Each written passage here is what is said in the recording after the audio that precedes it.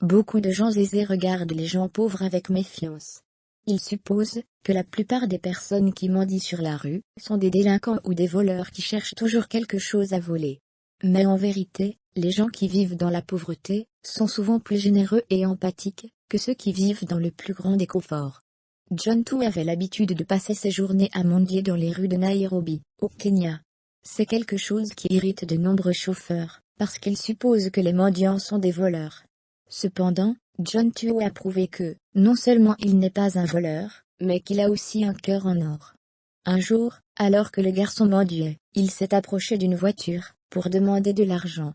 Mais quand il a regardé à l'intérieur, John a été choqué, par ce qu'il a vu. La personne qui conduisait la voiture était reliée à plusieurs tubes, et respirait grâce à un réservoir d'oxygène. La femme s'appelait Gladys Gammand. Elle avait 32 ans, et elle a expliqué à John que ses poumons s'étaient affaissés, et qu'elle ne pouvait pas respirer correctement, et qu'elle devait emporter partout des réservoirs d'oxygène, afin de rester en vie. John a été choqué de réaliser qu'en dépit de sa pauvreté, il y avait des gens dans le monde qui avaient une vie bien plus difficile que lui, parce qu'ils n'avaient même pas la santé.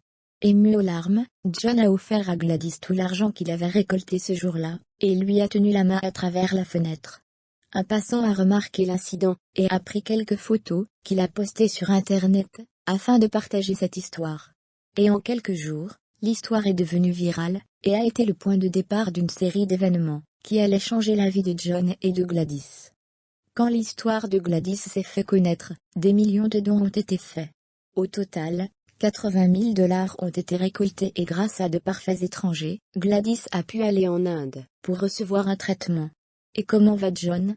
Eh bien, après toute l'attention qu'il a reçue grâce aux réseaux sociaux, il a finalement été adopté par une mère aimante. Nisi Wambugu, la femme qui l'a adopté, lui a aussi permis d'étudier. Au final, la gentillesse de John a aidé Gladys, mais lui a aussi permis d'avoir une mère et une maison. Partagez cette histoire touchante avec vos amis et votre famille. Ils doivent savoir que parfois, il suffit d'un peu de gentillesse pour qu'il y ait des miracles. Si la vidéo vous a plu ou vous a touché, n'hésitez pas à mettre un pouce bleu et à la partager. Vous pouvez aussi regarder mes autres vidéos. Merci.